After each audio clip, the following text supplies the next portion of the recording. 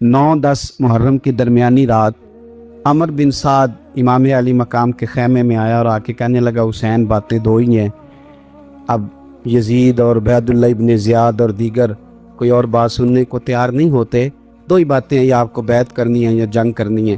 तो इमाम अली मकाम फरमाने लगे कि मुझे एक रात की मोहलत दे दो, एक रात की मोहलत, सवेरे बताऊंगा क्या करना है। 9-10 की दरमियानी रात अमर बिन साद ने कहा ठीक है, मैं सवेरे आ जाऊंगा।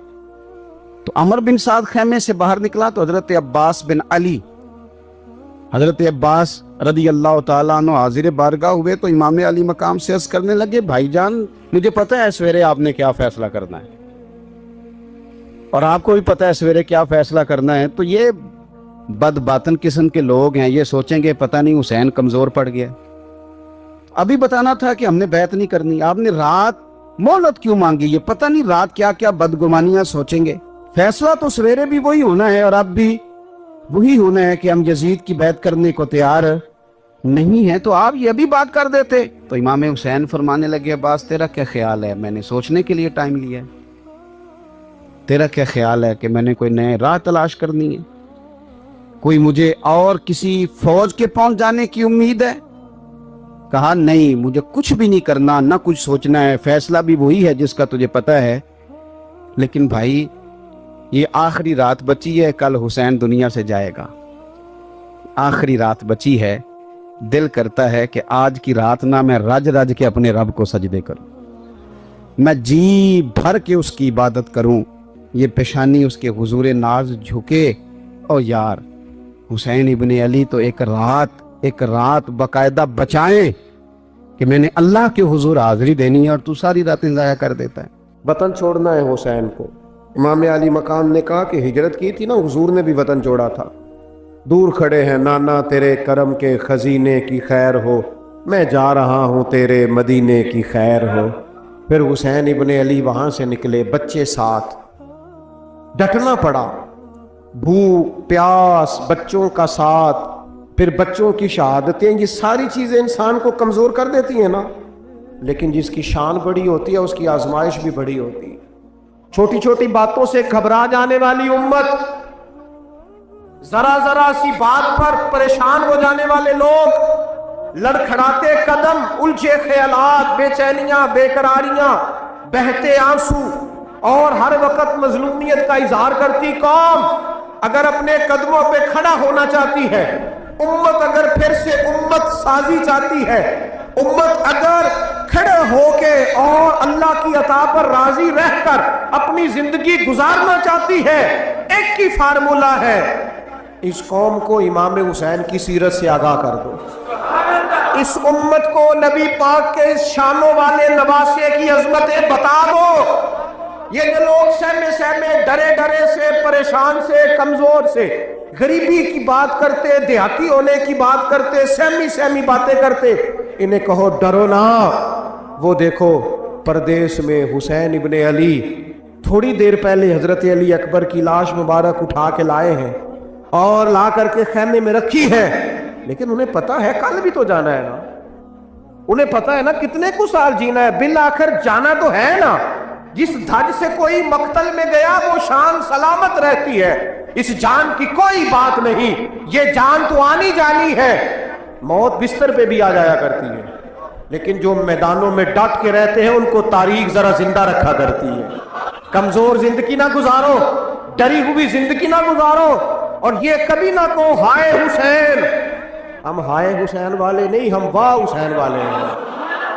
हमारे बुजुर्गों ने हमें यह सबक दिया है, हमने कहना वाह हुसैन। क्या कमाल कर दी इमाम अली मकाम ने, वाह हुसैन आपकी अजमत पे कुर्बान। इतने सारे दुखों के बावजूद जब शानों वाले नाना का शानों वाला पोता, अजमतों वाली माँ का अजमतों वाला बेटा, जुर्रतमंद बाप का बेटा मैदान में निकलने लगा है, तो डरा डरा, सहमा सहमा, रो के, दिलासे दे के, आंसू पूछ के नहीं, बल्कि इमाम हुसैन ने डट के खड़े होके वो इमामा सर पे बांधा जो मोहम्मद अरबी ने अता फरमाया था, वो जूबा पहना जो नाना ने दिया था, वो तलवार पकड़ी जो शेर खुदा मौला अली पकड़ते थे, اور حسین میتوں کے باوجود میدان میں آئے، فرمایا سامنے کھڑے ہو جا، تمہیں خطبہ دینا ہے، اس لیے کہ محمد عربی کا طریقہ ہے جمعے والے دن خطبہ دیا جاتا ہے۔ پورے وثوق سے اتمام حجت کیا۔ اور حسین ابن علی ایسے تو نہیں تھے کہ ڈرے بڑا تھے تو ان سے تلوار نہیں چلی، انہوں نے تلوار چلائی، جو ایک ایک دو دو کر کے آتے رہے وہ کٹتے رہے، وہ کٹتے رہے۔ پھر آواز ایک گونجی پیچھے سے، وہ اکیلے اکیلے کیوں جاتے ہو؟ تمہیں پتہ ہے علی کا بیٹا ہے؟ علی کا گھر تو وہ گھر ہے کہ جس گھر کا ہر ایک بچہ جسے دیکھو وہی شیر خدا معلوم ہوتا ہے۔ اکیلے اکیلے جاؤ گے تو تم چہرے کی روشنی نہیں دیکھ رہے، آنکھوں کی سرخی نہیں دیکھ رہے، مزاج کا بلبلہ نہیں دیکھ رہے، طبیعت کا باغپن نہیں دیکھ رہے، اور جوانی میں شہادت کی لذت سے آشنا محمد کا نواسا نہیں دیکھ رہے۔ ذرا مل کے جاؤ، ہاں ہاں حسین ابن علی شہید ہوئے ہیں پر شان و شوکت کے ساتھ، ہاں ہاں حسین ابن علی دنیا سے تشریف لے گئے ہیں پر عزت وقار اور عظمت کے ساتھ۔ ہاں حسین ابن علی کا سر کٹا ہے، مخالف نے تو اپنی طرف سے نیزے کی نوک پہ چڑھایا تھا، پر حسین کا سر بول بول کے کہہ رہا تھا دیکھ لو میں کٹ بھی گیا ہوں پھر بھی سب سے اونچا ہوں، وہ دیکھو میں سب سے اونچا ہوں، سب سے اونچا ہوں میں۔ اے حسین ابن علی، نازش آل نبی تم پر سلام، اے حسین ابن علی تم پر سلام، نازش آل نبی تم پر سلام۔ کسی نے ایک بات کی تھی، اس نے حد کر دی، اس نے کہا مورخ تو کتنا کو لکھے گا، خطیب تو کتنا کو واعظ کرے گا، او مصنف تو حسین ابن علی کی شان میں کہاں تک بات کرے گا؟ تو میرے امام کا باکپن، ان کی جرت، ان کی طاقت، ان کی ہمت، ان کا کمال، ان کا صبر، ان کی استقامت، ان کا حوصلہ، ان کی جواں مردی، ان کی ہمت کتنی کو بیان کرے گا؟ تو رہنے دے۔ اس نے کہا پھر کیوں رہنے دوں؟ کہنے لگے حسین ابن علی کی شان رفعت کوئی کیا جانے، یہ حسن جانے۔ حسین ابن علی کی شان رفعت کوئی کیا جانے، یہ حسن جانے، یہ علی جانے، یہ نبی جانے یا خدا جانے۔ ہماری طاقت نہیں ہے کہ ہم امام علی مقام کی عظمت کو بیان کر، بس چپ کر میرے علی، ایتھے جا نہیں ہو۔ امام کا تذکرہ بندے کو جوان کرتا ہے، باہمت کرتا ہے، جینے کا حوصلہ دیتا ہے، میدانوں میں کھڑا کرتا ہے۔ وہی ہے تیرے زمانے کا امام برحق جو تجھے حاضر و موجود سے بیزار کرے اور موت کی شکل میں دکھلا کے تجھے جلوہ یار زندگی تیرے لیے اور بھی دشوار کرے۔ اور پلٹنا، جھپٹنا، جھپٹ کر پلٹنا یہ لہو گرم رکھنے کا ہے ایک بہانہ۔ لہذا طاقتور بنو، باہمت بنو، کربلا کے واقعے سے طاقت حاصل کرو۔ پھر کہتا ہوں ہم ہائے حسین والے نہیں، ہم تو واہ حسین والے ہیں۔ ہمارا کہنا ہے کہ واہ حسین، اے حسین ابن علی تم پر سلام، نازش آل نبی تم پر سلام۔ ہم کہہ رہے واہ حسین، واہ حسین، واہ حسین، واہ حسین، یا حسین، واہ حسین، یا حسین، واہ حسین، واہ حسین، یا حسین، واہ حسین۔ اپنے مزاج میں طاقت پیدا کرو، اپنے بچوں کو یہ قوت ارادی، قوت فیصلہ آنے والی نسل کو منتقل کریں، یہ ہمت، جذبہ۔ امام حسین نے وطن چھوڑا، کوئی لغزش نہیں پیروں میں، کوئی نہیں، شہزادوں والی زندگی تھی، مسجد نبوی کے امام تھے، نبی کریم علیہ السلام کے روضہ اطہر پر تشریف رکھتے تھے، زمانہ حیا کرتا، شان و شوکت تھی، پر حق کے لیے چھوڑا، نکل کر خانقاہوں سے ادا کر رسم شبیری۔ اور پھر بڑا مشکل ہوتا ہے، اس شخص کے ساتھ بچے اور عورتیں ہوں، وہ تو یہ کہہ کے لڑائی سے جان چھڑاتا ہے کہ میرے ساتھ فیملی ہے، نہ ہوتی تو تجھے بتاتا۔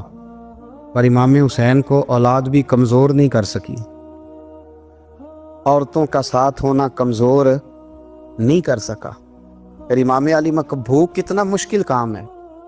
آج لوگ کہہ نہیں دیتے کہ میں تو اس لیے گناہ کرتا ہوں کہ رشوت اس لیے لے لیتا ہوں کہ بچے چھوٹے ہیں. 10 دنوں کی کم و بیش سفر، 3 دنوں کی بھوک اور پیاس، پر حق کے رستے میں امام حسین کو کوئی چیز کمزور نہیں کر سکی. اور پھر وہ جتنی باتیں لوگ کہہ سکتے تھے وہ ساری کہیں گئیں، ساری. اور آ کے عرض کرنے لگا حضور یہ کوئی معمولی دشمن نہیں، یہ وہ ظالم ہیں جو لاشوں پہ بھی گھوڑے دوڑا دیتے. تو امام علی مقام فرمانے لگے جو شہادت کا جذبہ لے کے نکلے وہ پھر انجام نہیں دیکھا کرتا. وہ انجام، وہ جتنی چیزیں جو استقامت کے رستے میں آ سکتی ہیں وہ ساری چیزیں رستے میں آئیں، پر امام علی مقام نے کسی چیز کی پرواہ نہیں کی. آج کا مسئلہ یہ ہے کہ آج لوگوں میں استقامت نہیں ہے. رات کو کچھ ہوتے ہیں، سویرے کچھ ہوتے ہیں، دوپہر کو کچھ ہوتے ہیں، شام کو کچھ ہوتے ہیں. ہمارا کل انداز تکلم کچھ اور ہوتا ہے، صبح کچھ اور ہوتا ہے. امام علی مقام میدان میں رہے. ایک میت گھر میں ہو جائے تو کئی دنوں تک آنکھ کھلتی نہیں، ہوش رہتا نہیں. سب سے زیادہ مصائب امام حسین نے دیکھے، سب سے زیادہ. اور گھوڑے پر بیٹھنے سے پہلے ساری تکلیفیں آپ دیکھ چکے تھے. باپ کا جنازہ اٹھانا آسان ہوتا ہے، بیٹے کا جنازہ اٹھانا بڑا مشکل ہوتا ہے. پر امام حسین نے بیٹوں کے جنازے اٹھائے.